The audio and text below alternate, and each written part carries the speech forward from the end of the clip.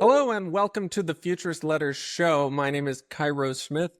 I am the editor-in-chief. I am the founder of Futurist Letters, and I am your host on this podcast. This is the very first episode, so thank you very much for joining us. I think we're going to have a great show. We are going to do a bit of a roundtable today. The show is either going to consist of roundtables or interviews. Roundtables are going to be the full crew with no interview guest, but maybe just someone hanging out. And we're going to talk about what we've been up to, what's going on, maybe reflect on recent episodes. Interviews, however, are going to have one guest plus myself and at least one of my co-hosts. And it's going to be a more sort of structured deep dive into what they're about. We are also going to have after show episodes, which are for our paying journal subscribers. And those are going to be right after each interview. I will get back on with my co-host and we will chat just a little about how it went. So you'll hear a little bit more of an authentic side of us. You know, it's all authentic, but I guess what I mean is more reflective in our authenticity. So if you would like to sponsor the show, this is where your sponsorship message would go, read by myself. So please go to futuristletters.com. That's also where you can get this with video. If you are listening on Spotify or Apple Podcasts, you should know that you can find the show with video on YouTube and on Substack. And you can also find our paid after show episodes on Substack. But everything else is free. So thank you very much for listening. We are very excited to get the show going. It's going to be a very strong season. And again, my name is Cairo Smith. I am the founder and editor-in-chief of Futurist Letters, the journal, at futuristletters.com. Please welcome my co-hosts for the season and possibly for life, Nathan Eidingen and Kenny White. I will start with Nathan. Nathan, how are you doing, man? What's tell us a little bit about yourself. I am vibrating at a high frequency. Thank you, Cairo. I'm doing very well. My name is Nathan Eidingen. I'm also an editor for Futurist Letters. I am a rootless cosmopolitan. Uh, I think I said who, earlier you're a rooted cosmopolitan now. I I think guess I it's TBD. probably, All right, I'll let you do your own bio. yeah, I think it's yet to be seen. But for now, a rooted cosmopolitan, which I feel like there's a digression we could go into with the ideology. But anyway, yeah. So I have had many different jobs, but I'm here mostly to talk about film and history and current affairs, and I think that's probably my focus, apart from being the Journal East correspondent, as I'm sure some of the listeners have read my articles. Yes, Nathan writes very colorful, very honest, very compelling personal essays with the journal, and he is a very good contributing editor as well. So we are very lucky to have him as an autodidact, as a man of letters, as a man of the world. And there are more stories about Nathan than could possibly fit even in a season, but you will learn them bit by bit as we go. Very happy to have you here, Nathan. Thank you. And next, I would like to introduce another very distinguished gentleman calling in all the way from the middle of the Pacific Ocean, my friend, an economist and a founder and many other things, Kenny White. Kenny, tell us a little about yourself. Hey, what's up, Cairo? Hi guys, my name's Kenny White. As Cairo alluded to, I'm based in Honolulu, Hawaii, which is in the middle of the Pacific Ocean. In terms of my background, I'm an economist by training. I've had a pretty eclectic background that ranges from working in the Middle East, doing energy policy, to founding my own tech company called Cowrie Labs, to being here on the show with Cairo and Nathan. And Cairo, it's a pleasure to be here.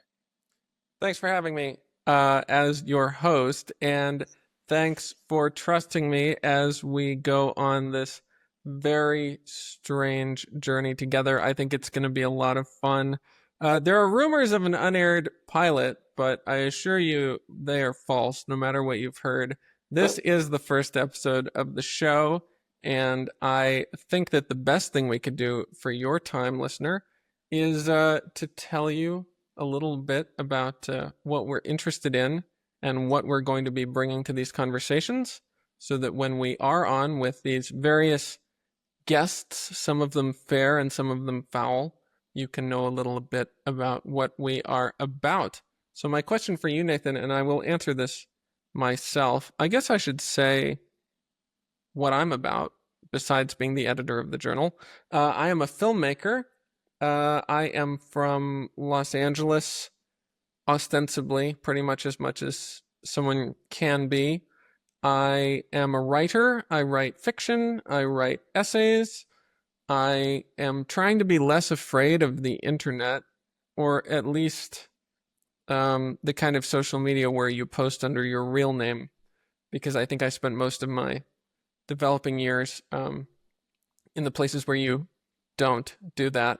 So I'm on the up and up now, and we go onward from here. Nathan, my question for you: what have you found interesting lately? What has caught your attention? So, what's caught my attention lately, I'm actually really excited about the next article that we're going to be running for Futurist Letters. And it's something that's I've been thinking about a lot. And not to give the whole article away, but to tease it a little bit, it's going to be a piece about the literature translator Max Lawton, who is probably most well known for translating Telluriya by Sorokin, which is a Russian language novel and probably one of the biggest and most popular foreign language novels in the English speaking world in the last 5 years. And the piece is about how this guy, he claims to know 7 languages at the age of 31 and is able to professionally translate in all 7 languages at the age of 31. And a friend of mine, a good friend of mine who's a native French speaker, picks apart one of his French translations and shows that it's not very good for someone who claims to have grown up speaking French. And it calls into Interesting. question. And your friend is the Yeah, author of this piece, yes? yeah. My friend's author of this piece, and even for the Russian language piece, like even in that book that I mentioned, there's a piece where the original author wrote a section in like old Church Slavonic, which is kind of like old or Middle English for Russian. It's like the more primitive form, the older form, and he just turned it into like Ren Fair English, while also kind of, and interviews and profiles were claiming that he put it into Old or Middle English. And he even claimed in an interview that he consulted like an Anglicist and was like, oh, I have to think of like Old English words and Anglo-Saxon words to suit for my translation. When this guy, he's claimed to be doing a translation of the equivalent of Ulysses in Turkish, while also still claiming Turkish in an interview, Ulysses? yes, Turkish Ulysses, you heard that right. Wow, Not huge. not the Greek play, which No, no, not no. not The James yeah, Joyce yes, the, Ulysses. Yeah, the James the Joyce flatulent Ulysses. Ulysses. Yes, So was exactly. this Ulysses translated into Turkish, translated back into English, or is this like a Turkish equivalent to It's a Ulysses Turkish text? equivalent. It's a Turkish equivalent, and he had a whole drama where he was doing a translation of this while being a new student of Turkish and even saying so publicly. Wait, not to do a digression, but like there's a Turkish equivalent of Ulysses. I What think is there's that? What's it called? uh I can pull the piece up to get the name for you Oh no, if don't you'd bother, like. don't bother.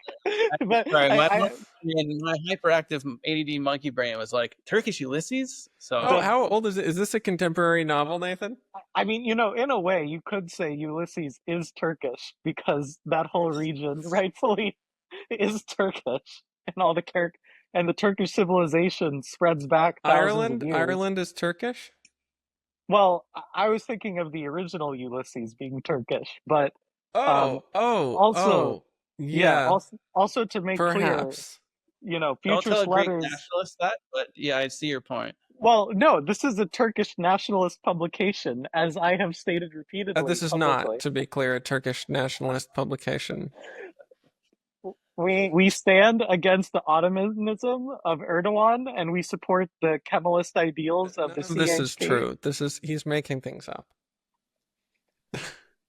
I think that what Nathan is trying to do here is build a certain modicum of suspense by not revealing the specific titles that we are going to be interrogating in the Lawton piece by name. So he is exercising a certain amount of cheeky restraint. But rest assured, reader, you will enjoy this piece Yeah, by the I time don't it want to comes give it out a, I don't want to give it away, on but it is Wednesday. very on Wednesday, but it is very juicy drama that I am hoping to escalate. Yes, so it's my role then as editor in chief to sort of reel these things in. So, Max, if you are listening, and I hope you're not, but if you are, we are certainly not in a position to make any hard and fast claims about your language ability, nor do I think is language ability something that can be definitively said to be had or not had. Of course, it is a spectrum, but I do think that it's worth it to have a I'll make spirited. the hard and fast claims. Come after me. You can't get me. Yeah. Go after Nathan and not Futurist Letters LLC, please, Max. To be clear, uh, in his contributing editor capacity. Okay, yes. We do enjoy a little bit of literary drama. What is the point of being in the literary scene if not the drama? You could certainly just be writing and reading books by yourself if you didn't want a little bit of back and forth. But I don't want to get too much into Wednesday's article, so I do want to kick it over to Kenny and say, Kenny, what have you found interesting of late? Oh, that's a good question. I've been what I've been interested in lately is the Trans-Pacific Yacht Race, aka the Transpac Race, aka the Transpac. Basically, for those who haven't heard of this race, it happens every other year, and they race from outside of San Diego down to Honolulu, across the Pacific Ocean. It's one of the longest like races in the world, and it brings in competitors from all over the world. Very high level sailors. I think there was like over 50 boats that happened. It just finished a couple of days ago. There's going to It's be like a big bring your own yacht, I take it. Yeah, it's one of those races. You have to pay money to be a competitor. Sure. It's a bit like I imagine like equestrian sports, these sailboat races, and uh, yeah, it's very fascinating. I mean, they have these extremely expensive, really advanced sailboats, And and they're it's not using any power during the race, they're just using the wind. just wind power, and there's like over 50 boats. It's How big also is a very. crew on a What was boat that? like that? How big is It a crew? How many people? it really depends. It's unlike a lot of sailboat races. There's not like a ton of rules and restrictions about what kind of Oh, boat it's you can. like that Baja. You guys know that Baja race where it's like you've got trucks and bikes and cars all in the same rally? That's Wait, crazy, man. It's kind of like there's like that. a there's like a Mad Max race in Baja every Yeah, year. there's an actual real life Mad Max race like through the dunes in Baja every year. Or at least there Wow. was. I don't know. I remember this Yeah, from it's when I was a very nice kid. too. It takes like over a day. Yeah, it's some stamina. So how long does the Pacific race take? It takes anywhere from depends on the wind, depends on the boat, but about a week, probably Would you do less this? for boats. What was that? Would you do this?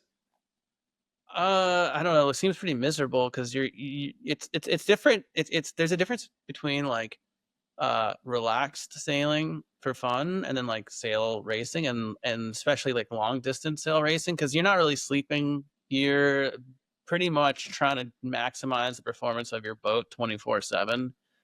Also, I should mention this. I don't know how to sail, so I would have to learn how to How much sail. use would you be? I mean, they probably need someone. Do they have people on these boats that are not directly involved in the operation? Probably not. No. No, Dude, no, I do know. No, it's just people the crew. do people die on this race? I'm it's been going on since 1906, so that's over 50 races, and I I'm sure imagine back in the day people were dying. I at mean, some point, I mean, people get you read injured. about the Olympics before like the 30s, people were just like getting lost and doing like heroin and like so it was probably similar for boat races. Yeah, they had a different concept of life back then. But anyway, one thing that's really cool about this race is for the first time ever, a woman skipper won. Oh, And we not love only to did she see it. win, she was using, they weren't even using like a super kitted out boat. Like they were using sails built in like the 60s. Not obviously not like a crappy boat, but not like some of these boats are like super like crazy sophisticated advanced boats, and it was like a regular like sail racing sailboat, and somehow she and her crew won, and it's pretty crazy. So who's going to play her in the movie? I don't know. Have you Zendaya. seen a picture of this woman? I I did. I can't really visualize her face right now. I kind of skimmed through it, That's but fair. You know, I think probably more important to focus on her achievement. So is that what had you reading about this? Is that what had it on your mind? well, so you can actually see it. The end of the race is right around Diamond Head, and so it's quite exciting because the wind is just coming straight in, and they got their spinnakers out, which is like the sail that's on like the front part of the boat, and they're Mm-hmm. just like whipping down at like 10, 20 knots, and you can go up to the Diamond Head lookout and watch them coming in. And so Is there just like seeing, the harbor equivalent of air traffic control? Do they have to like clear the lanes for these yachts? No, it's just no, a YOLO. it's just a YOLO, yeah. And then actually one thing that made me think about it, other than the fact that I've been kind of watching them whip in from the lookout, is a buddy of mine has his own boat, not a sailboat, like a kind of Boston whaler type setup, which is like a small motorboat that's good at choppy water. And he invited me to go and greet one of the Transpac boats with him and like escort them to the harbor, which is pretty cool. And so that's just, Oh, you went out and you sort of okay. yeah. Yeah, they Are probably they really want a fresh meal after over a week. They get the first thing they get is actually a Mai Tai. It's tradition. Oh, great. That's great. Nathan, you were saying. Yeah, well, it was a couple things of like, but they're so the first thing is they're all like grouped together, are they, as they're coming in? Like it's not like a huge space out or Well, so usually they come in one at a time. But I've seen I not this race I haven't seen it, but I've seen in the past like two boats coming in like neck and neck, which oh must have been wow. pretty exciting. Yeah, that is exciting. And then the other thing is I'm actually friends with a family in which the couple for their retirement they actually did circumnavigate the world on their sailboat. Whoa. And I asked them about going through the Pacific and yeah, it was crazy. Like, just nothingness, as far as you can see. They had way too much food actually, and they finished the trip earlier than they thought they would. But like Good it problem to was, have. yeah, you're Yeah, just that's out there. good. You're just out there for days, like it's very, you get delirious really easy You know apparently. what? You know what I wanted to do at one point in my life, and I looked into it. Is I think this might have gotten harder with COVID and with geopolitical tensions, but there was a point in the 2010s where you could rent a bunk on a trans-Pacific cargo ship. You know, one of those like 8 or 9 or 10 man, Hmm. enormous cargo ships, and it would cost you like under 2 grand, and you'd basically get room and board with the crew, and you could just hang out on the cargo ship, and it was like almost a 2 month voyage. And I thought for me, at least as like a writer, as like an artist, I felt like that would be kind of a cool, unconventional retreat to try and get into like a weird frame of mind, being on one of these things. It's You're like it's an sharing experience that like you can't really get very easily in the modern world. like shit, you mean Um sharing a bunk bed with like a Filipino fisherman? yeah, I mean, there's probably a few ways to do that, but that combined with the nothingness of like the expanse and just like, I don't know, I these days they probably have internet, but I don't know if they did in 2015. So So they definitely had none. There was no Starlink back then. yeah, that's wild. It's kind of weird how, and I realize I haven't said my interest. It's kind of weird how Musk companies seem to just like actually significantly push their sector forward. Like more, he's done this more times than you could call like chance, I think. I mean, you know, like as much Musk hate as there is against him, he clearly is a good like self-promoter and is able to get people to compete with him. Like even regardless of Tesla's performance as an electric car company, it has spurred all the other world car manufacturers to also make electric cars, you know? Like I Now think I a know the lot of it has to stereotype do with about him is that, well, and China has their own reasons for doing electric, which is that they control all the rare earth elements. So of course they want to create yeah. a tech stack dependent on that. But I wonder, is Starlink funded by government money? Because I know a lot of his other companies are. I know No, I that don't think it like is. he, I'm pretty sure like government contracts exist for Starlink, and that's like a large Sure. amount of the money. Well, it is, I will I say, getting harder and harder to not be online.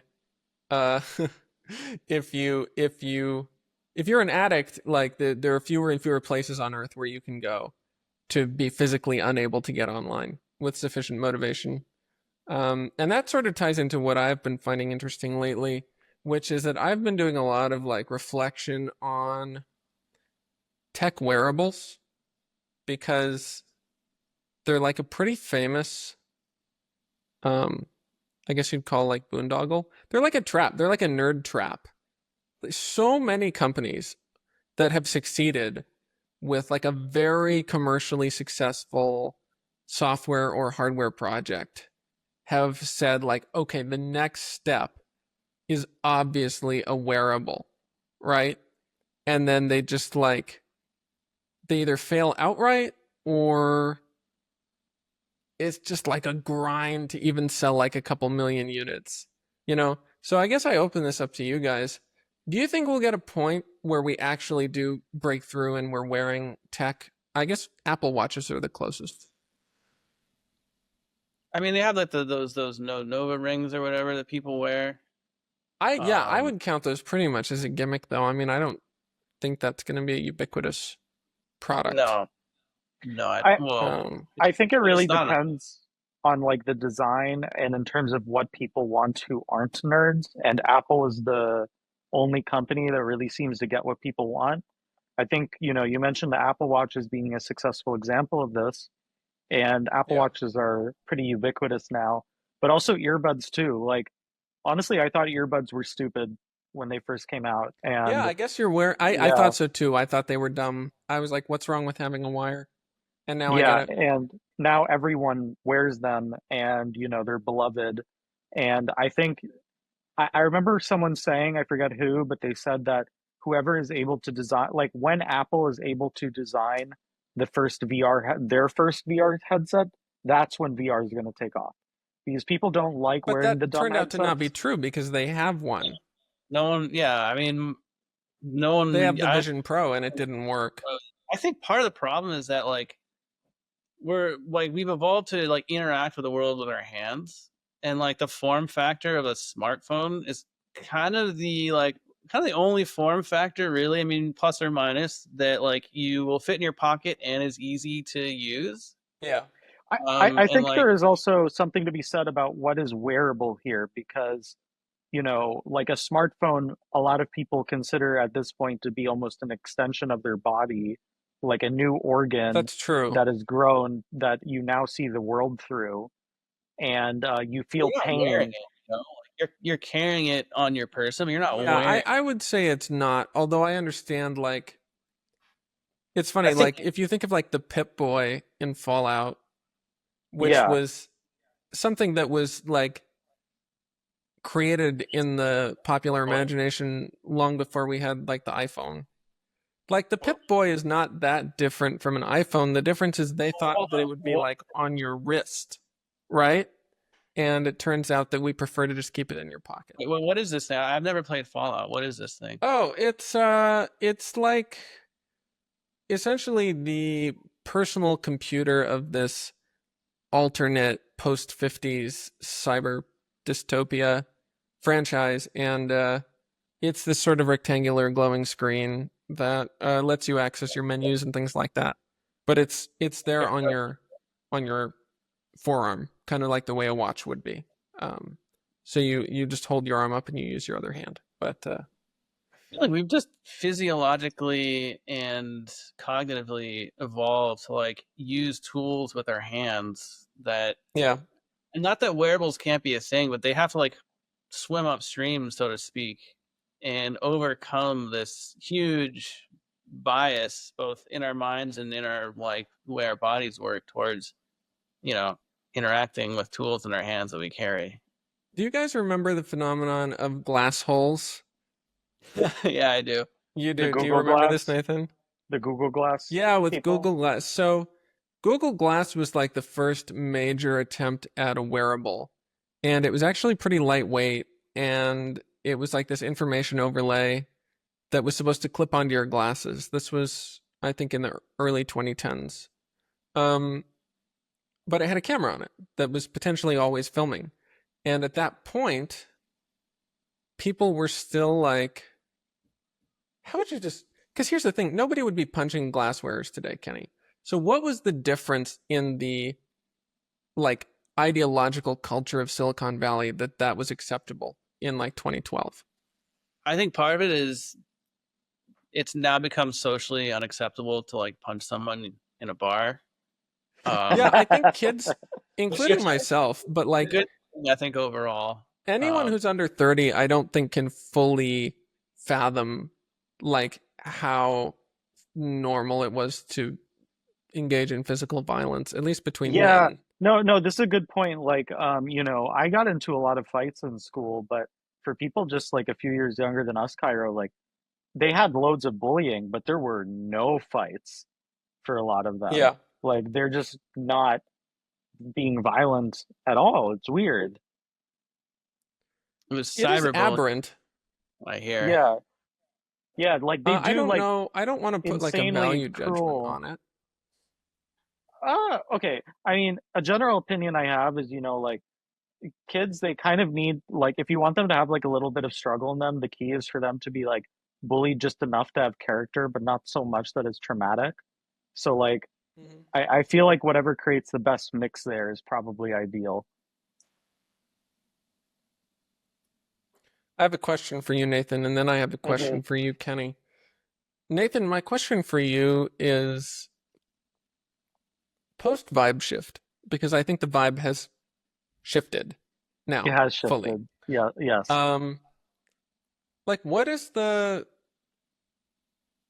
space that is opening for publications like Futurist Letters? Like what is our contribution to the next 10 years of culture?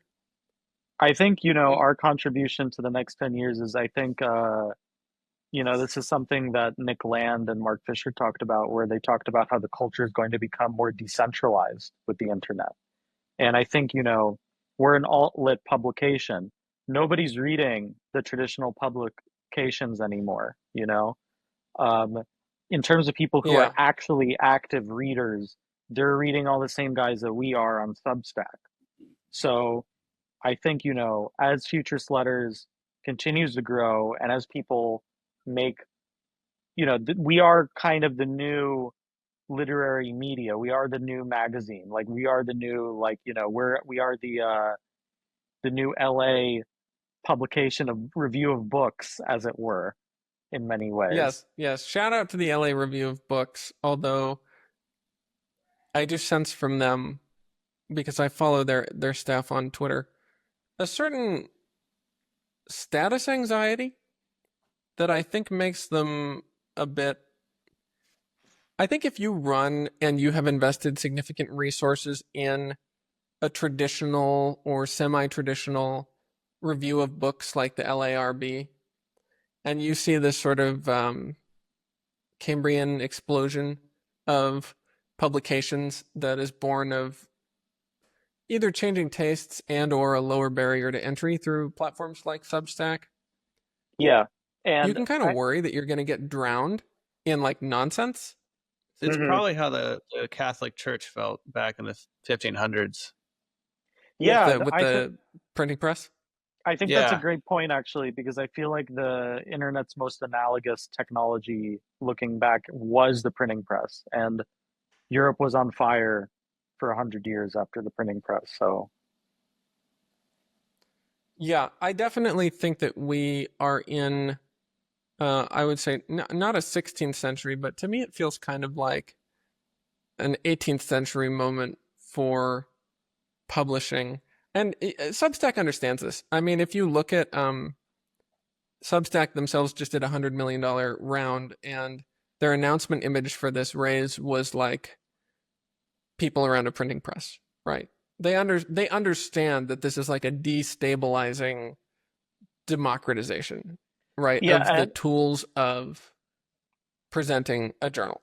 What's interesting to me is that like we had the Twitter revolution 10 years ago, or maybe more at this point, where it was like microblogging and just like social media, but now for whatever reason, like long form is finally catching up.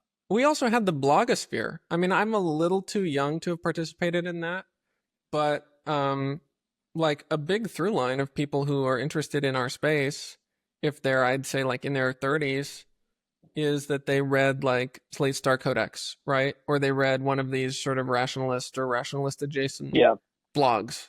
I think that the piece, and some people remark on this with incredible disdain, but like the big piece that Substack has added is like financialization, you know, or at least like commercialization of a blog, right? Like in a way that's more seamless than just saying like buy me a coffee and putting your like coffee link at the bottom, you know, which is what people used to do. They created a business model. Yeah, and they've sort of like really idiot proofed how, right? Like I think there's something, and you guys might have opinions on this. It seems like there's some kind of dark pattern to subscriptions where you can get someone to pay a whole lot more for something as a recurring charge than they would be willing to pay up front. Maybe dark is yeah. too loaded, but No. I think dark is an accurate term. I feel, you know, Substack is what Spotify is for music. Like Kenny brought up a good point too of like, why was it that long form has become susceptible to this? And I think a lot of it just has to do with consumer tastes. Like, everything is now just a subscription model. People don't want to have physical media anymore.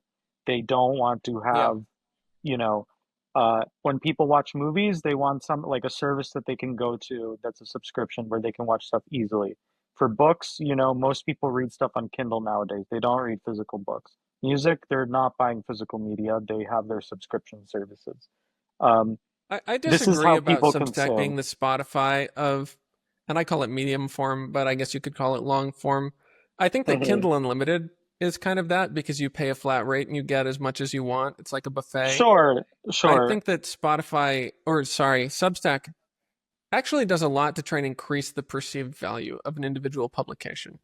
Uh, you know, like Patreon. Ye- Yeah, they do. I mean, Patreon's obviously very linked with it. I think it's just that, you know, I think this also gets into like a lot of people who are buying these subscriptions. It's because they have a parasocial relationship or some sort of ideological affinity with uh, the content creators, for lack of a better term.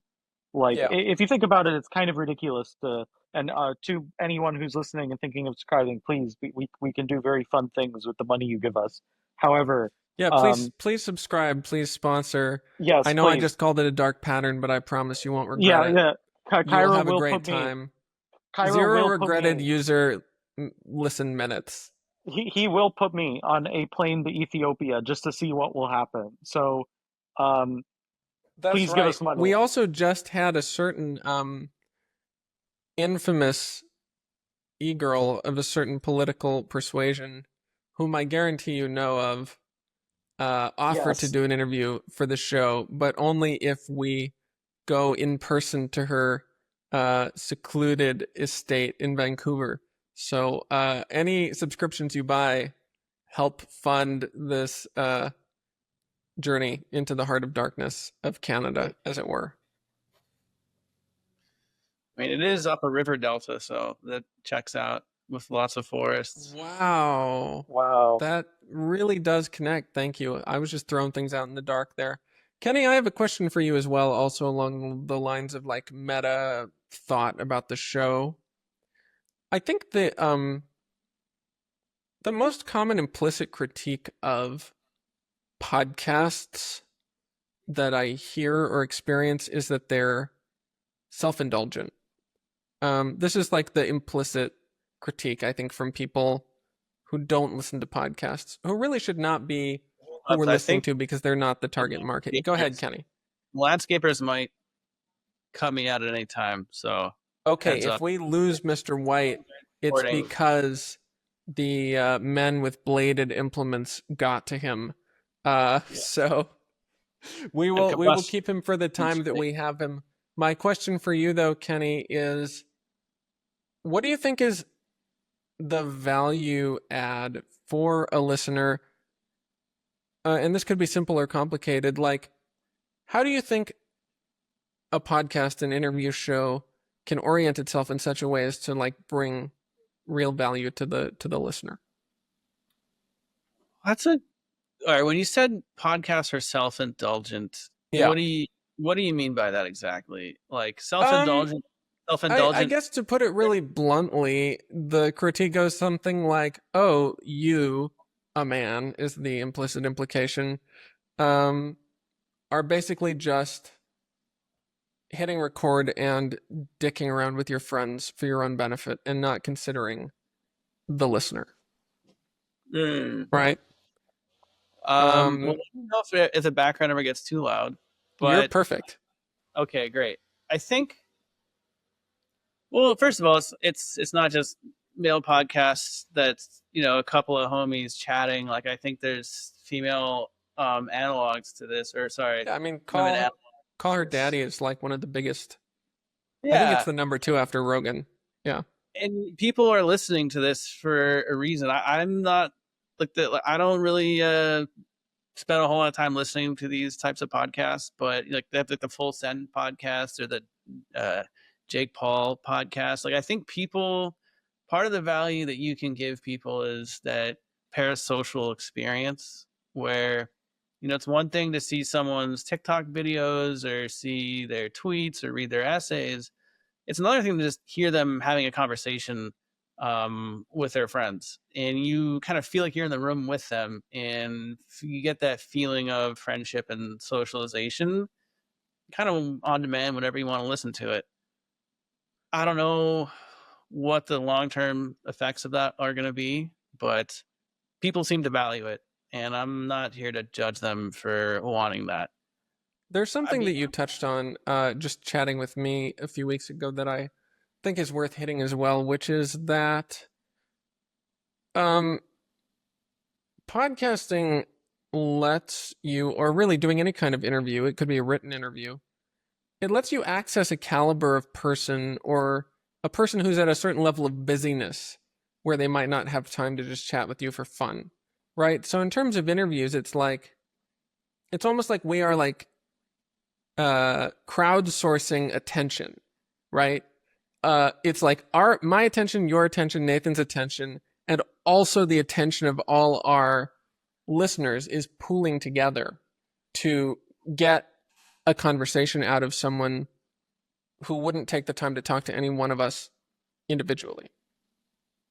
Yeah, well, that's what's in it for us, as podcast hosts. But I think it's in it for the audience as well, is what I'm saying. Yeah, I think so too, because I mean, think of all the interesting people doing interesting things out there in the world.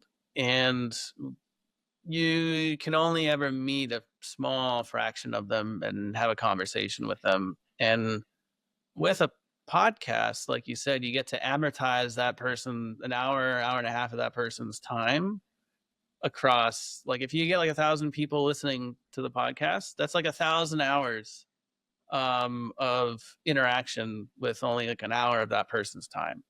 Yeah. And I think that's a very good point, Pyre. I never really thought of it that way. Well, thanks. I guess I sort of was fishing, but I do appreciate everything you said on that. Go ahead, Cairo. Nathan. Yeah, so is it self-absorbed and mail-coded if we use podcast money to like pay for me gambling in Cyprus or like flying to Ukraine or climbing Mount Ararat? No, that's called gonzo journalism, and some of the finest publications of the 20th century did it. So, Correct. what I have to say to you, listener, is if we do use journal money to fund Nathan Adventures, which by the way is certainly a stretch goal because we have more important priorities in the present, if we do end up funding Nathan Adventures, I can guarantee you two things. One is that he will write about it candidly, even at his own embarrassment. And two is that he will put himself in danger for your entertainment. I So, will put myself in danger. That is a promise. I will go to the that's right. Donbass. I will have the drones whirring and whizzing above me. I will happily do this for your entertainment. That's right. So, there is no vice really the way it was back in our childhoods.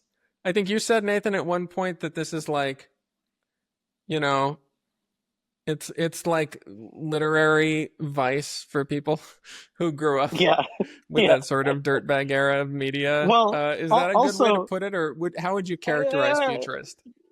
I would say it's a retirement home for people who used to be on 4chan.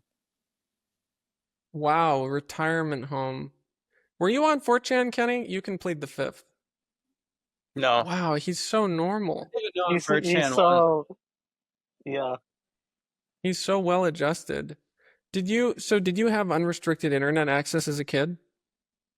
Pretty much. I mean, I think there's a bit of a screen time budget that we had, but I could kind of do whatever I want on the internet. Yeah, And you just never felt the urge to go but it really never deep into a occurred to me. particular I rabbit didn't hole? even know 4chan existed. I think also like 4chan was a little bit. I want to say it was like after my time, but Oh, that's a I good point. think it Yeah. was a lot more niche when I was in like high school. Like I think it was like just getting started.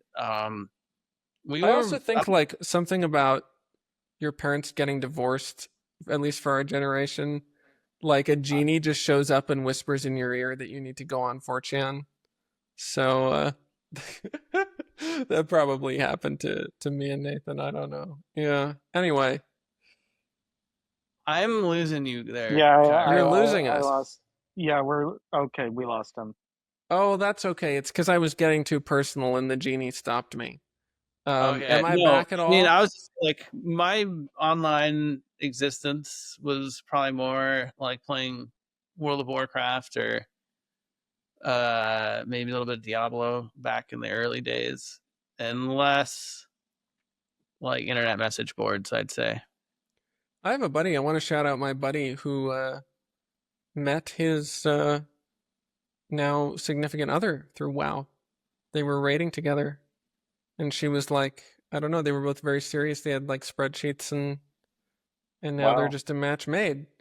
And he's a very particular guy, so I know if it's working with him, that's because it really works. So these You things can know, happen. I just wrote something last night because my cat was keeping me awake about like it's like internet friendships are real friendships, just like with a lot of asterisks, you know? Like they're real friendships with a bunch of limitations, but I do think you can get a lot of quality out of them if you take them seriously. I don't know. I you're think, yeah, like a lot of these are weirdly intimate because you have a certain persona drop when with these sort of relationships that I feel like every Zoomer has them. I don't think for millennials it's the Internet same. relationships. Yeah. Yeah, certainly the ones I know do. Even the ones I know in real life have their own internet relationships. It's something that Discord people has don't like had a really, massive effect on the culture. yeah. I don't think it's something that people have really talk like they don't talk about in person so much because it's kind of embarrassing. But yeah, I feel like most people our age have various internet friendships that they've only talked It's to funny there. because Discord is it's almost more like a Web 1 experience. Like you talk Yeah, to people who it's are Gen X and they spend a lot of time on like chat rooms and like Messenger, like AOL and stuff, right? Like these places that are not indexed, that are not social media, right? That are just sort of like private, unalgorithmic mm, social groups, right? And then I feel like millennials didn't get that so much. Like there was, What? did you get a lot of like chat room time, Kenny?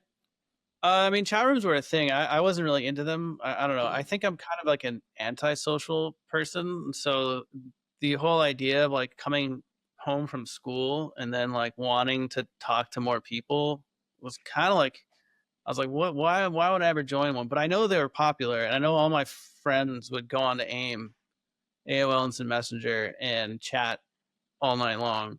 And what Interesting. I tried it once, and I was like, I'd rather. This is why I left school because I didn't want to be socialized anymore. The life of an antisocial person, I think I was made for. I was made just to play like probably Civilization by myself. That's probably where. It's probably where my I mean, comfort I zone was. respect that. Even your civilization strategy, having played Civ with you, Kenny, you're definitely not like a isolationist. So I think a lot of ourselves get revealed by our Civ styles. Although I don't want that to be true because I'm like a very ruthless Civ player, and I don't think I'm like a ruthless person. So maybe not. No, Go you're ahead, not that Nathan. ruth. No, you're not that ruthless. I remember nuking you Really, multiple times. Yeah, but this was a long I think time maybe ago. ruthless is just the accusation of someone who's losing. I think you're not trustworthy though. Like you have backstabbed me and Hoy like many times, but I backstabbed you in Ahoy. yeah, We only ever start games where we know we're going to be fighting. How is it possible to yeah. backstab you? You have done very cheesy things, is what I would say. I have, well, okay. All right. All right. All right. I have done some cheesy things. I will say this. Yeah, yeah, very That's half cheesy. the fun of gaming is to like cheese your opponent. Yeah, Yeah, but it's like if sports is like simulated like pre-classical warfare, then strategy games are like simulated Machiavellianism, I guess. yeah, no, that's true. Kenny, what were you like in high school, actually? Pardon, what was that? What were you like in high school? What was I like? In high Probably, school, yeah. Yeah. probably almost identical to what I'm like now. I think I also kind of look the same. Um, yeah, just imagine me, right, picture me right now, and then that's probably me in high school. I think. I don't think I really was that different. Interesting. I don't think Um, you've changed in the time I've known you, but that's only been 5 or 6 years. Wow, it's I been a yeah, long time. has it been that long? Wow. I think maybe I maybe more like 4 or 5, but still, it's getting I'm up there. I'm I flaccid. can confirm that You're an it's adult. it's funny, Nathan. You were well. I guess I'll open it to you first. What were you like in high school? What was I like in high school? Yeah, Um, I don't know. Like, I feel like I would say that I was, I would say out of the super bad friend group, I was McLovin. I was I thought of myself as socially awkward, but I was still the one who was like risk taking and going out there and doing things. And I feel like I was rewarded for this, but I was still at the end of the day like a nerdy guy who did debate and was very bookish. So I but feel, you does were that answer the outgoing. question? I You was were very brave. outgoing. Yeah, I took risks. I was McLovin. I haven't seen Super Bad, but I'm sure our audience will appreciate. You haven't I seen mean, Superbad? My No, nickname, man, Cairo. I've got like a 2000 shaped hole in my movie history for the most part. I was like raised like semi PBS granola on my media, so I as a missed a lot side of that note, stuff. I actually did have a work nickname, McLovin, because when I came back to the US the first time, I used a foreign ID to get employment at a nightclub because I knew it would pay more and it didn't have my birthday on it. And I was able to slide in and worked like underage there. And it was What like kind of a foreign ID while. doesn't have your birth date on it? It's a very good question, Kyra. So yeah, so I Okay. slided under the radar. I did this like multiple times actually in California, and my nickname was McLovin once they found out. That you had done this. Yeah, yeah. But they had to still do your W-2 and things. I mean, they had to know that you were underage. But I believe in California, starting at 18, you can work in a nightclub, right? No, no, no, no. You can't because like if you're touching alcohol, you have to be 21 in California. What? In other states, yeah, What a yeah, it's true. scam. It is a You know what I scam. That's learned why. that yeah, What did you learn? I learned that even in Los Angeles City, Los Angeles County, California, you can actually smoke inside a restaurant or bar. What? Hmm. Only if the only person working at that moment is the owner. If Wow. it is solely owner operated, then you can smoke. It's just if they have any other employees. So if you're trying to Uh, start a little Wow. hole in the wall, do that and I will show up. At first, they came for the smokers. Cairo, what They would you say did. you They were really like? did. What would you say you were like? I mean, I remember, but how would you say you were like in high school? Oh, how was I in high school? Yeah. Um, I think with my friends, with people I was comfortable with, I was like this. I think I was pretty much the same. You know, I was Uh-huh. jokey, I had a lot of energy, I made a lot of references. I think what I only started to develop at the end of high school was like how to talk to girls. regular people. Oh. I had a lot of trouble with this. Um yeah. I was just like Yeah. I don't think it helped that I was like emo. Like you guys are gonna like this might be hard to believe, but I had like a trench coat, like and No, like I black leather remember gloves. That's not hard Cairo. to believe, Yes, actually. That's not hard to believe, you say, Kenny? Oh. I remember it. Yeah, You I was looked like like very like a My Chemical Romance, like pale I've seen emo. you like in your like cowboy core outfit, and so it's not hard for me to picture you in like other Yeah. get-ups. I No, try I to go through remember like eras. It's Go what ahead, important. happened. Nathan. What happened to the trench coat? Because I remember the trench coat. What do you mean what happened to it? Yeah, like is it still I'm around? I'm sure I had just either donated it or it's still in my closet. I mean, it didn't go anywhere. Oh. I just realized that it's not a great first impression to wear, and technically it was a pea coat, a black wool pea coat, not a I trench also had coat, a which is made of a waterproof material. Wait, I I live in a place where it's warm year round. What's the difference between a trench coat and a pea coat? A pea coat is wool, and Oh, it's comes to about the knee. A trench coat is some sort of waxed cloth to repel water without getting wet, and it goes to about your ankle. Yeah. yeah, what So is it like though about like Napoleonic naval officers wore pea coats, and like people in the trenches in World War One wore trench coats. okay. Nathan? yeah, I was gonna say like what is it about like people who were into politics and history in their teens and having like wool dark pea coats? Because I also had a pea coat that from Marks and Spencer's. And when I lived in, you know, the not the US in the more civilized places, the pea coat was very common among it was a meme that like all the politics students wore pea coats.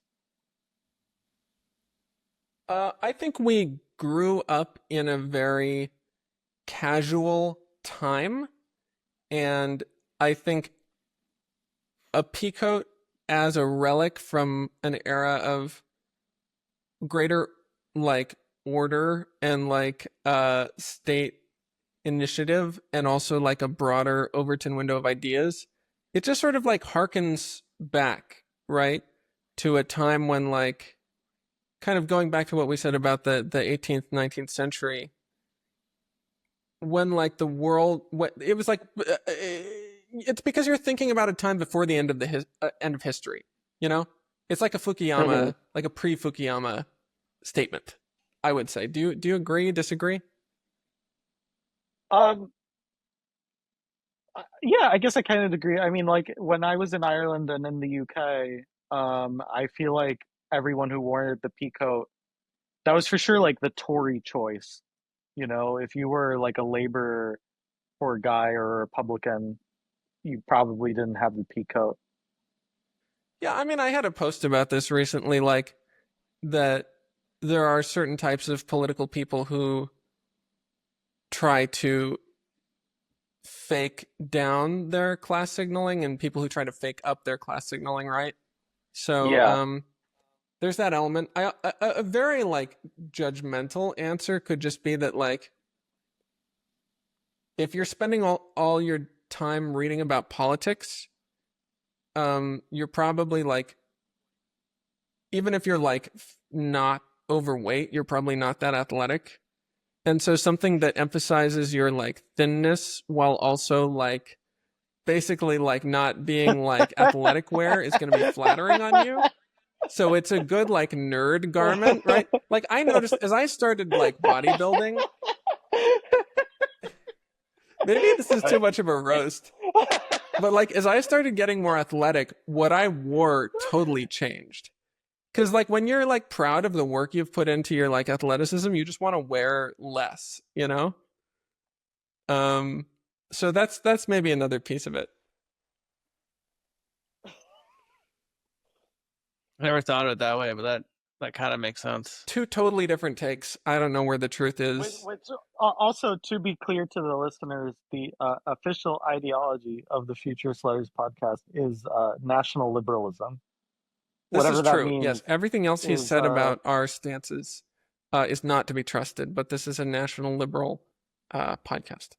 yeah, whatever that means to you, I can't really comment on, but we are Lee Kuan Yew pilled. I think I could say. Oh yes. So actually, this is a great time to plug this because I think we're getting close to the end of the episode. Uh, Nathan and I actually just realized that by coincidence, we had both started reading the book From Third World to First, the Singapore Story, which is a memoir by Lee Kuan Yew of Singapore, the former president, about taking it from an abandoned British military outpost to a center of industry and banking, this very, very small nation in the Pacific, in East Asia. So, what we thought we would do is we would invite you to read along with us. I think we're only going to do about the first half because it's a very big book for next month. But between now and early August, if you would like to read any portion of this book, we will be talking about the first half, all three of us, on the next roundtable. So that could be a very delightful conversation. Excited about it. Yes, Kenny has been very patient in getting dragged into this Lee Kuan Yew business. Although Kenny, you're somebody who enjoys studying other places and systems in your own right. Yes. It's a book that's been on my reading list for a while now. I put it off because I was like, oh man, 1,000-page memoir. Am I really ready for this type of commitment? But now that I know the official ideology is national liberalism, which by the way, I don't know what that is, but I don't describe myself as a national liberalist. That's fine, But Kenny. We accept you regardless. you had me intrigued. If you want to be a host on the Futurist Letters podcast, you have to have that iron in you, or you have to give it up. You do have to have the. I know Kenny has that iron in him. I've watched him as a leader, so I have no concerns about this. But yes, if you, reader, listener, follower of the podcast, have also wanted to read this 1,000-page book about Singapore, and you just haven't really had the fire under you to get started, I encourage you to start now. And I also encourage, if you are a paying subscriber to Futurist Letters, which, by the way, gets you access both to all the behind-the-scenes segments of the journal and the after-show episodes of the show, all for one low price. You get both. You can comment, and we really do want your comments. We were talking about the parasocial element of listening to a podcast, and I think that all three of us want to make that as non-toxic as possible. So part of that involves just kind of opening the door to you. So if you would like to comment on Substack on one of our episodes, you can ask a question, you can ask to have a specific guest on, really anything you want to say. Please don't be mean. We are sensitive young men. But we would like to hear it. We are soft at heart. Yes. Now, I actually did promise something on Twitter this morning, so I have to stick to my promise, and we can just do it briefly. I promised that I would write down topics that people submitted on various pieces of paper and then pull one and present it to you. So entertain yourselves for a moment while I do that, and then that'll be our final point of discussion. Did you put my paper into it? No, I figured you had a conflict of interest. Okay. Nathan. Oh. Well, let's hear Nathan's first. Which we're not going to talk about. Okay. No, we're not doing yours. I just want you to say what it was.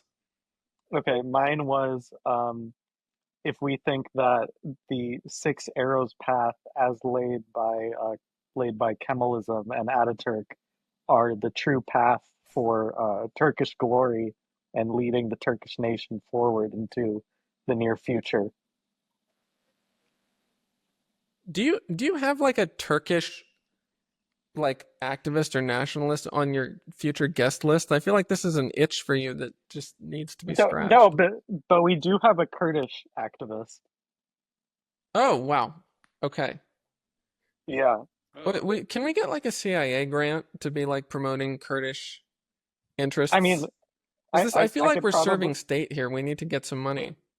I mean, maybe a different state. Yeah. Yeah, can you check about that? Okay, no, I have the actual paper here. And I will read it. The question is, and I paraphrased a little, movies, feature films. Like, we can agree they're bad right now, right? This is not controversial. Yeah, they're bad. So the question is, are movies just in a slump before the next new Hollywood-esque revival, or are they on their way out, soon to be relegated to the status of opera as a mostly defunct form of entertainment for the elite and the old-fashioned? What do we think about this? As Nathan, I guess. said, Go ahead. yeah, as I said earlier, with things becoming decentralized, I think the same thing is going to happen with film. Like Cairo and we've talked about this idea of raccoon mode filmmaking. Yes. If you want to explain the term. Sure. So raccoon mode is basically, so as I said, I'm a filmmaker. And for a while, I was thinking, okay, you have to get a certain amount of money and then you can make a movie. And this is a really good way to result in not making very many movies if you don't have people that just want to throw money at you. So I realized last year that the way you have to think about it is you have to say, if you're serious about making movies, I'm going to make a movie. That is the constant. And I will make it with whatever amount of money I can get, right? And so this leads to a situation where you're essentially doing things very scrappily. You know, you're out in the woods like the Blair Witch Project, or you are running around without permits like the Florida Project. Why are all these movies called Project? Anyway, the point is you make do with what you have, and you finish your project digging around in the dumpster for film stock and costumes and props like a raccoon. Raccoons improvise, they adapt, and they live in the alleys. And so do we, because that's where you find good art. So, yes, raccoon mode. Tell me about this beautiful raccoon future, Nathan. Yeah, so I think that filmmaking is going to become raccoonified. And I think, like your movie is already on Amazon. I think more people will put up movies similar to yours in terms of being done like in a raccoonish style. Yeah, And I mean, I we think, we we made that for under $100,000, which is yeah, that's like less than the cocaine budget on like a Sony movie. Don't yes. don't don't sue me, Sony. I'm talking specifically about the budgets that were leaked by the North Koreans. So I do have receipts. Uh, yeah, so I think that, we will enter in a new age of like indie filmmakers, and each wave we've had, that generation came out of a certain thing. Like Schrader and the guys of his generation, like they all came out of film school, you know, Yeah, the like ones out within a of year or two, they were all hanging out as yeah, undergrads.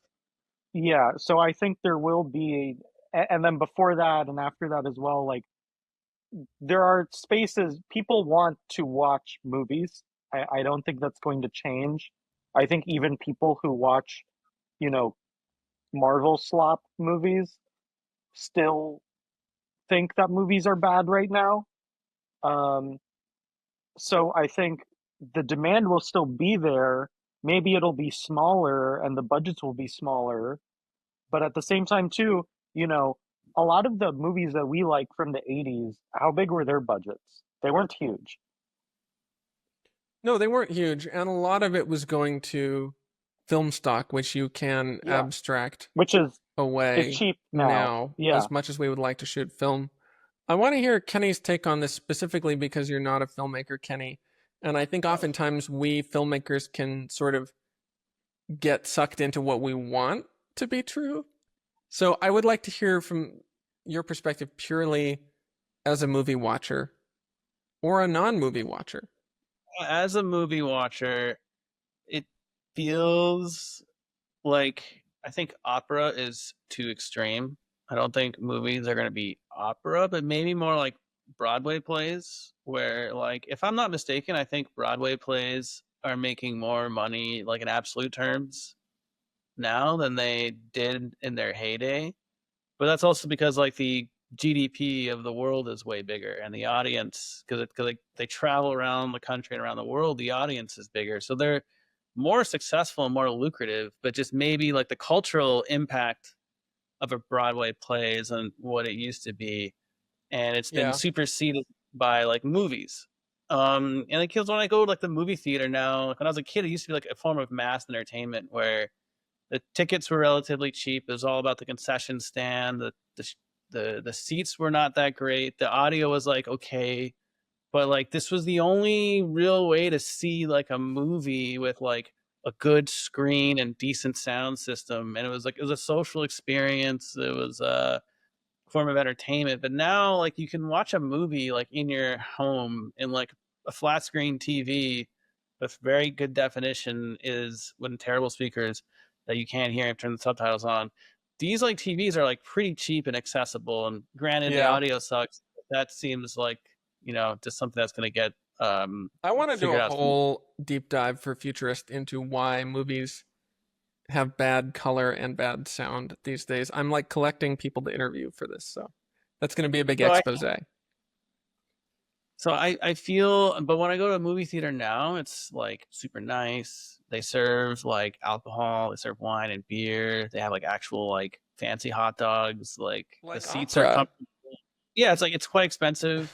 Uh, $50 or more, and so I don't feel like it's opera, but like it feels like the business model for movie theaters is changing. Maybe I'm talking more about movie theaters, and I don't know. I do appreciate like whenever I see a movie that like feels like it actually isn't. I don't know, something about the way they do like Marvel type movies with the CGI where like there's like very flat framing. I'm not like a movie Yeah. buff, but it feels like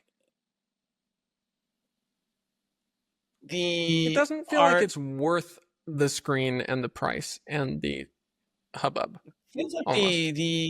the bid. It seems like it's been really hard to make money doing like a good, like artistically craftsmanship wise good movie, Yeah. and but it also feels like the audience for these like CGI slops are dwindling, and now there's a bit of a crisis in the far as like how do we make money anymore. There is a crisis. And Yeah, and the answer for everybody is to do it cheaper. The difference is for studios, they are spending so much on stars and executives and locations and union contracts and everything like that. The only places they can really cut are in like effects and like general sort of like production values, as we call them, right? But like with indies, like you can go cheaper just by going more raccoon. So maybe to the raccoon go the spoils. At least that's what Nathan and I hope. I guess we'll see. I mean, Dune was a pretty awesome movie. Like, The most recent villain of Dune. yeah, both of them. Yeah, I thought they were pretty excellent in all respects in terms of like production, cinematography, acting, special effects. I hope they and make that more really movies. does come down. So I am an auteur believer. Like it just is real. We can, if you don't believe in auteur theory and you're a good speaker, like just send me an email so we can argue about it on the show. That would be like a really fun episode. But yeah, like I saw people very confused the other day online that Andor, the show, the Star Wars show, cost less than um like the Acolyte or Obi-Wan Kenobi. They were like, "How did this cost less money and it looks so much better?" And the answer is just like the style, you know? That's like asking like why does this painting look better if they use cheaper paints than this other painting? Like it's not the resources being marshaled, right? It's all about like how they're being applied and like the consistency of the vision. So, my hope is that in like a capitalistic environment, the production companies that develop mechanisms to trust good artists outcompete the ones that can't. I think James Cameron is good proof of that concept. Like, I think, you know, Of he cooking, is, yeah, of cooking. Like, Wave Water rocks. He's pushing the boundaries. He's spending every single movie Cameron has made, he's gone like way over budget, but he always delivers, you know? And so I think yeah, it's and just, he's also like he's completely vertically integrated, right? Like he owns the yeah, effects company, he keeps all the same people.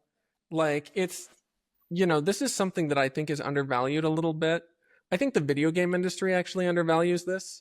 I think when like MBAs want to lay off an entire video game staff at the end of the game, right? Like they don't realize that like the networks between these people are not necessarily like fungible, you know? Like something is lost in the This sauce. is making me think of something actually. Go ahead. Bob Iger, he's the CEO of Disney. Yeah. Um, on again, off again. So kind of like a toxic romance, perhaps. Um, but I remember he did like a master class, and I've never watched a single master class course, but it was advertised heavily to me at one point on YouTube. and they advertised his masterclass. And in it, he said, like, my whole goal is like, how do I make the most amount of money while taking the least amount of risk? And that was kind of like an aha, like light bulb moment for me. I'm like, oh, this is why we have like Marvel and all these fucking sequels. Yeah. Sorry, I think we're not cuss on this. All these darn sequels. Because like that's how you maximize. If you, it's like the private equity play where they take like a respected and loved like I don't know, cookie company or whatever that's like somewhat small time, and they buy it, they expand it, and they squeeze all the Yeah. like the profit they can out of it. What you're left with is like a terrible cookie after 5 years, but massive profit margins. But then after they sell the cookie company, it goes bankrupt a few years later because they make terrible cookies that are overpriced. Yeah, And it what you're feels cashing in on is consumer trust, right? Like yeah, since we are making a brief exception on cursing, like what people call this online is like enshittification, which I guess you can that's see. Yeah, I guess it's I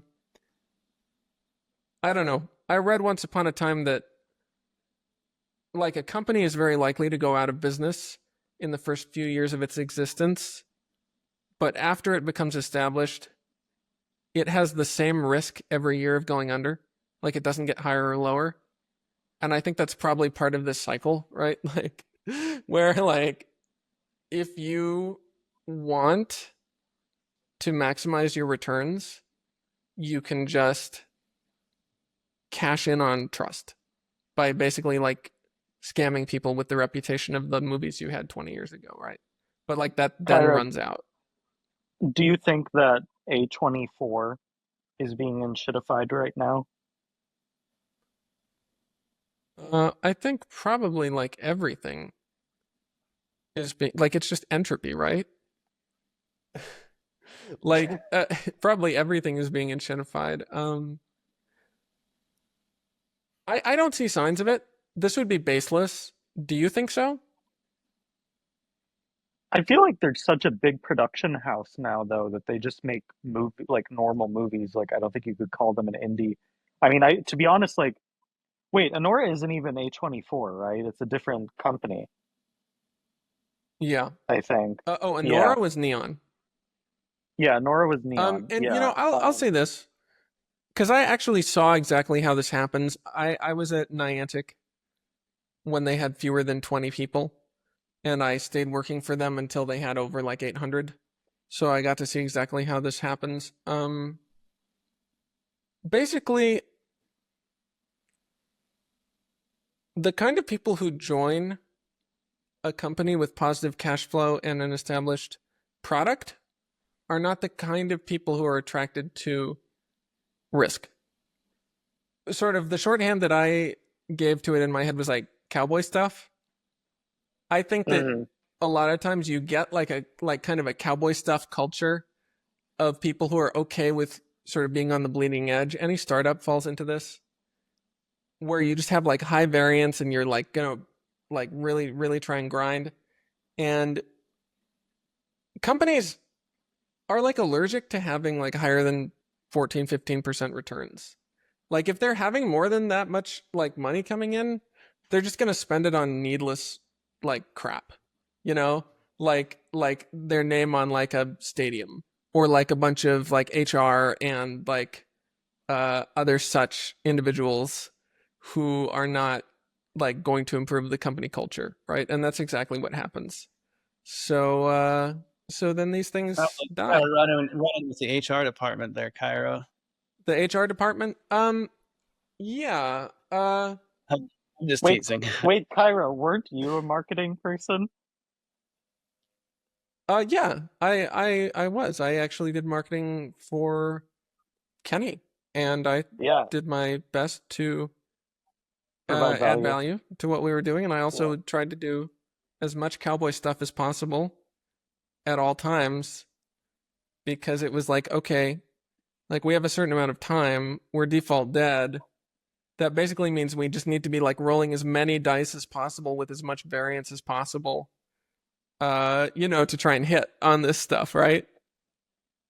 Yeah, I mean, that's actually one thing that like not to we'll have the book club later, but like I think it does say something about, when we complain about leadership in government, smart people in America just don't go into government. They don't work for the federal government. If you're ambitious or you're driven or very highly skilled, like they're going into the private sector. And Is you this look at like different other places, places? 100%. Like in Singapore, like Lee Kuan Yew talks about this in the book, like of how they really wanted to Lee drive people speaks into on the this. bureaucracy. And also in China too, they really get like the cream of the crop for the bureaucracy. Like you look at any state that has a really strong administrative capacity, and the smart and ambitious people are going into the government. They're ambitious there. They're not, whereas, in the US or in much of the Western world, at least, it's not like that. I mean, you could argue that that's a feature, not a bug, right? That Oh, it's like totally a feature. Yeah. it's sort of. I'm not saying this is true, but you could argue that smart, talented people will be put to better use in an environment where there's like the profit feedback loop, where like the market is like grading whether you're doing a good job or not, whereas the government doesn't really have that tight of a feedback loop of, say, like a tech startup where you do something wrong as a tech startup, you get punished for it immediately, and you do something right, you get rewarded almost immediately. Whereas the government, it's like harder to. You could argue that it's better to have pencil pushers, rule followers, cogs Oh, in a government set than in Kenny, a private I sector. I have a question for you. So something that Cairo and I have discussed before. Do you think the US, it could be said, has a resource curse for software? Like a What do you software mean? Dutch disease. Yeah, like the US is way too Oh, we're so dependent good on at their, software that like we can't do other things. Yeah. yeah. I I think you could say that in like San Francisco, maybe. Yeah, this is probably Where like a very California pilled take. yeah, I don't think that's really the problem in the US. I mean, I think there's a lot to unpack with the US.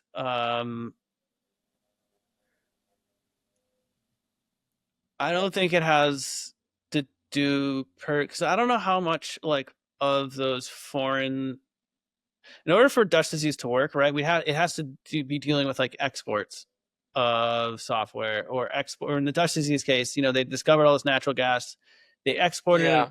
to outside of the Netherlands. They made their currency get expensive, and that meant that they weren't competitive in manufacturing, and it was cheaper for them to like buy manufactured goods abroad. And that's kind of where like the Dutch disease kind of came. The idea of the Dutch disease came from, and there's a decent amount of evidence for it. So it's probably true for the most part, certainly for like oil exporting countries. But in terms of software, like I feel like a lot of these U.S. companies just park their software profits like in the jurisdiction that they made them.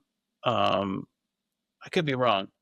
So I don't know how much of like the profits from overseas getting repatriated to the United States from software companies is like contributing to the strong value of the dollar and thus crowding out manufacturing. I think the real problem is, well, I don't know. This is maybe we can do I like a think this is whole like a whole second episode. Yeah. Yeah.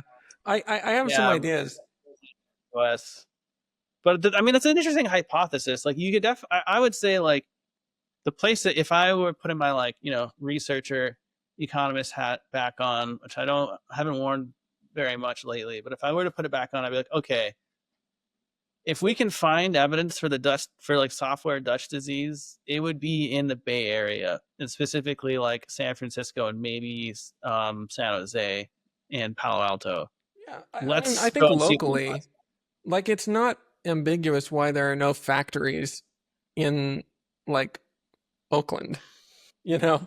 Like it's obvious why there are no factories in Oakland. Like they just can't be economically competitive with like a software development company. I do. There's like a big movement to like build a giant like industrial park in the south uh in the no sorry is it South Bay or North Bay, like basically like I think in the northeast bay area. I can't remember what the area is called. Place I've probably only driven through briefly. It's like on the way to like Sacramento. They're trying to build like a massive industrial park there. This is with driven by government funds, or this is private? I think it's a little bit of both. I think they were kind of sitting on not. I think ever since California passed the like, hey, actually, like you can't just stop development because there's like an endangered newt in the surrounding area. Once I can't remember what that Sika or whatever. Once they passed like the, hey, maybe we should like tone this down a bit law. That's good because they were creating an incentive for someone to basically just go genocide these species, to open them up for development. So never get them back, Cairo. These newts?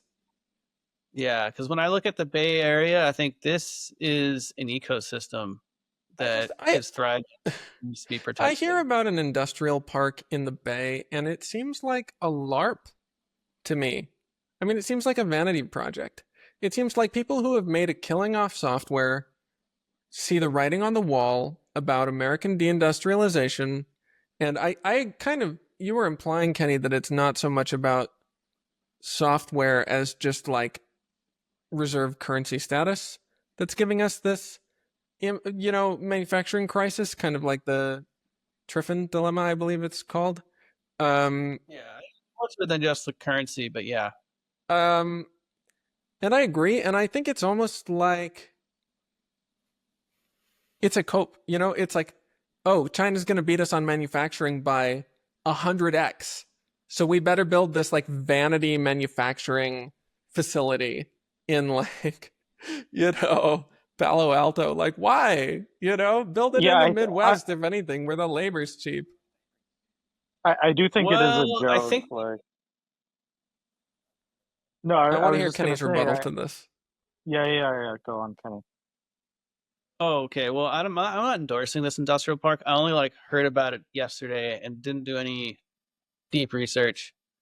And it could be the next Shenzhen. It could be the next like Ordos Ghost City. Who knows? But you can't be accused of Dunning-Kruger if you just actually don't know anything. Yeah, I'm admitting that I don't have like a strong conviction on this, but if I had to like steel man the industrial park, like putting it in like the area versus like the Midwest. First of all, this is like part of California where the land is like not developed at all. So it's just like empty fields as far as I know. So it's not like the real estate's it's not like you're like bulldozing like a neighborhood in San Francisco to build it. Sure. I think it has a couple of advantages over the Midwest. First is it's connected to the ocean, so you can build. So they want to build like a giant like harbor there that can take containers off boats and load and unload them. So that makes sense.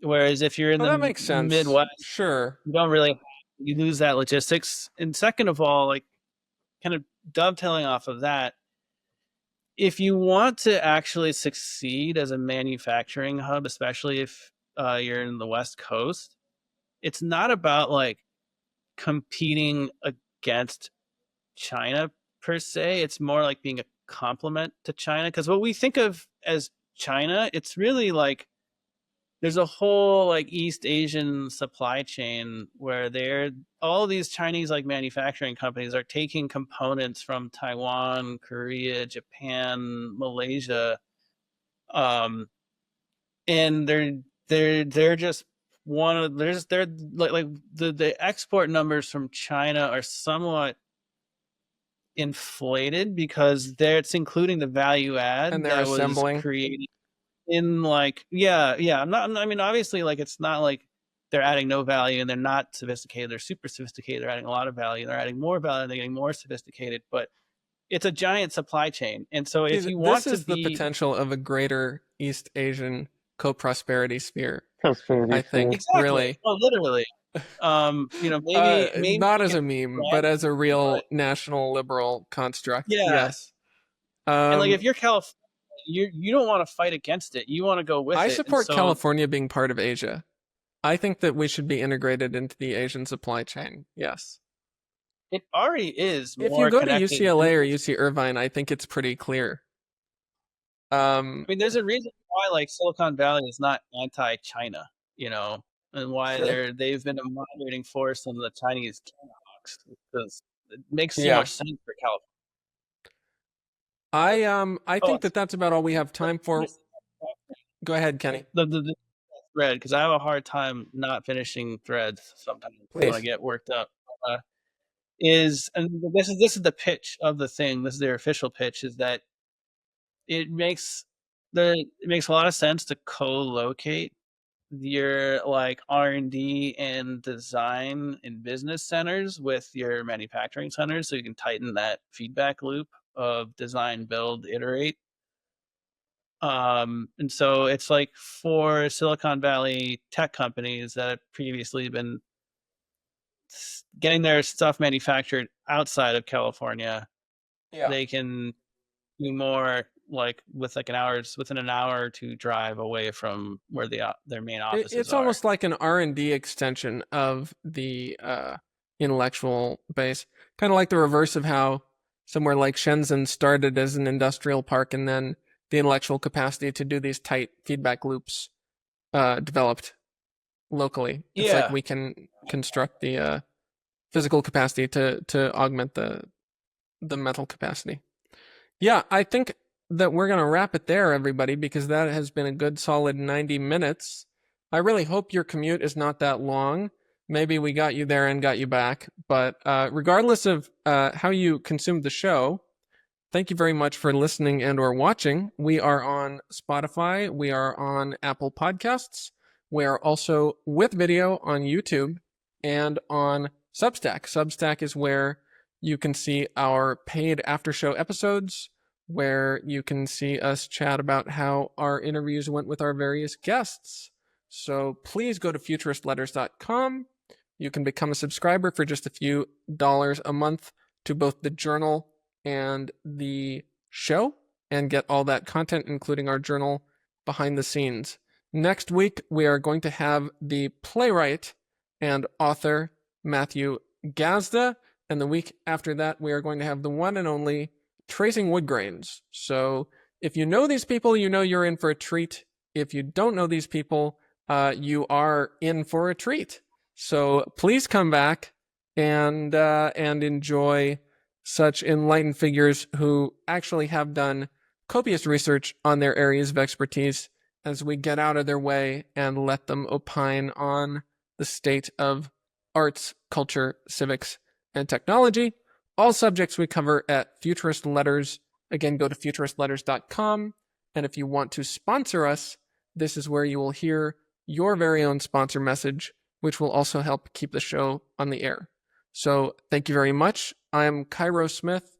I have had Kenny White and Nathan Eidingen on with me as my co-hosts, and we will be back, the three of us together, in a month or so for a roundtable discussion of the first half of From Third World to First, The Singapore Story by Lee Kuan Yew. So please read along and drop your comments on Substack if you like.